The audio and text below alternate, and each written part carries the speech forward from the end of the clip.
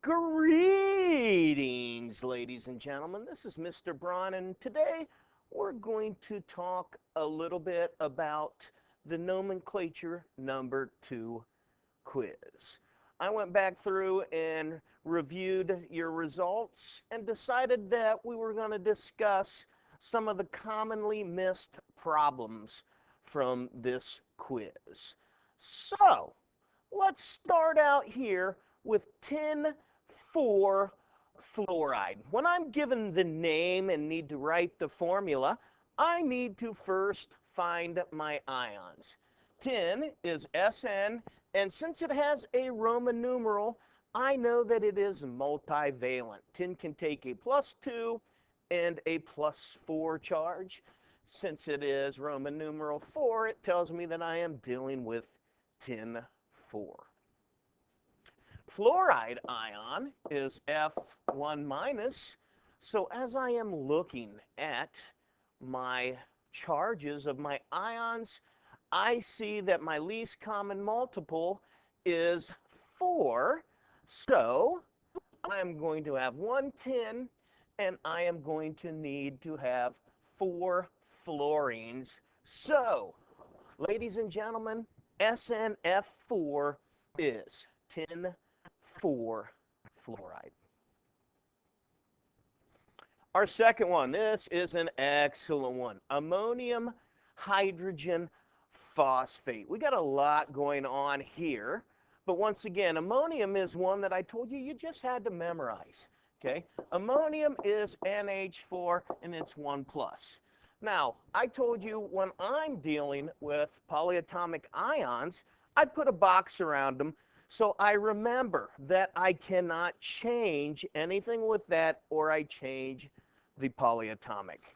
Now, as I'm looking on my ion sheets for hydrogen phosphate, I can see a couple of different names that go with this. One is monohydrogen phosphate. One is dibasic phosphate. But if I look on the back of my ion sheet, I see hydrogen phosphate. They're all the same thing, have the same polyatomic ion formula. So it is HPO4, and the charge for that is 2-. Once again, I have another polyatomic, so I put a box around that. As I'm looking at my ions, I can see that my least common multiple is 2, so I am going to need to have 2 of my ammonium ions. So when I do so, I put parentheses, put the 2, and then I'm just going to put the hydrogen phosphate. Now, one of the big things to remember here is that since I only need 1 of the hydrogen phosphate ion, I do not put parentheses around that. Since I only have 1, do not use parentheses. My third one is iron 3 sulfide. Once again, I have iron, which is Fe. It tells me that it takes the 3+ charge. Remember, iron is multivalent. It can take a 2, a 3, and a 6 positive charge. Sulfide is just S. It is 2-. So I have a 3+, I have a 2-. My lowest common multiple of these is 6. So I'm going to need 2 irons to get that to 6. I'm going to need 3 sulfides to get that to 6. Ladies and gentlemen, iron 3 sulfide. Next one, chromium 2 acetate. Chromium Cr. Chromium 2 tells me 2+. The acetate ion. Remember, we have 2 different ones, 2 different formulas for the acetate ion. The one I like to use is C2H3O2, and that takes a 1- charge. So I box in my polyatomic ion.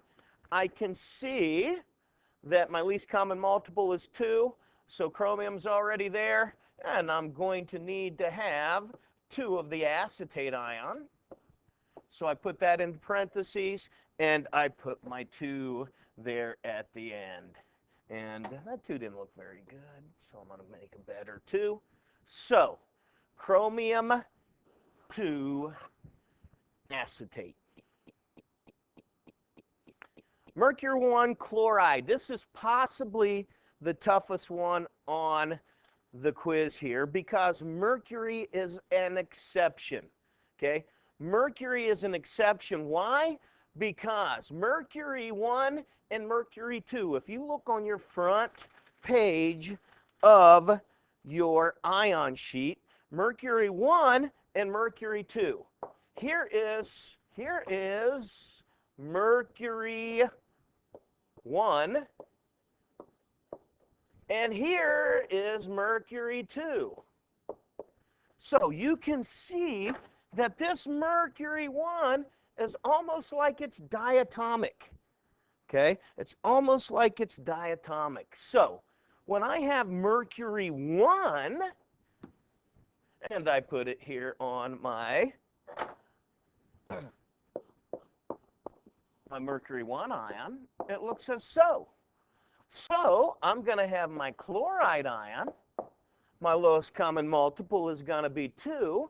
So it's going to be Hg2Cl2. Now that looks like you can reduce because I have 2 and 2, but do not do it. So right there, Hg2Cl2, mercury 1 chloride. Now we're going to get into some of the naming of the formulas. So I look at this one and I see N2O2. I follow my rules. I ask myself, do I have hydrogen? No, I don't. Do I have a metal? No, I do not. Do I have ammonium? No, I do not. Do I have 2 nonmetals? Yes, I do. So I am going to name this using prefixes. My prefix for 2 is di. So I have di-nitrogen. My prefix for 4 is tetra. But I remember that now I have oxide coming in. If I have a vowel for that oxide, that O, I don't put that A on there. So tetroxide. Okay? So dinitrogen tetroxide, make sure you don't include the A. FeO. Okay? Once again, do I have hydrogen? No. Do I have a metal? Yes, I do have a metal. So I'm dealing with ionic. So I'm naming this as ions and using my ion sheet. Fe is iron, so I have iron. Now, I'm going to put parentheses because I know that iron is multivalent. Remember, 2, 3, and 6 plus charge iron could have. So I'm going to put my parentheses because I'm going to need to fill those in. O is oxide, so I need to look to see what my charge of iron is going to be.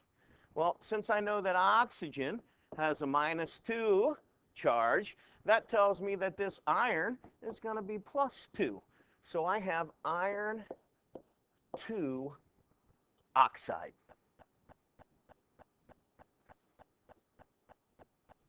Next is another iron one. This is dealing with iron and a polyatomic. So once again, I'm going to put iron. I know I'm going to need a Roman numeral. SO4 is sulfate.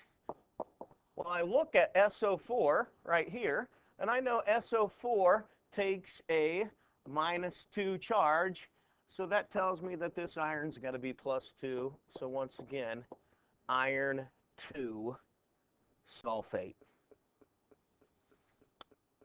The final one I'm going to work today is kind of a crazy one here, and it's one of these ones that you just have to recognize. Okay, we've dealt with this guy before. Now, when I go through my rules, do I have hydrogen? Yes, I do. So you might think, hey, I need to name this as an acid. But if you remember when we were talking about the acid rules, I said there are two things that begin with H that we don't name as acids. One is water, H2O, and the second one is this one, H2O2. Now, when I look at this and I see something like that, I should immediately think that I'm dealing with a peroxide. So peroxide is going to be O2 minus, O2 minus 2. So that is what I am dealing with here. So I name this hydrogen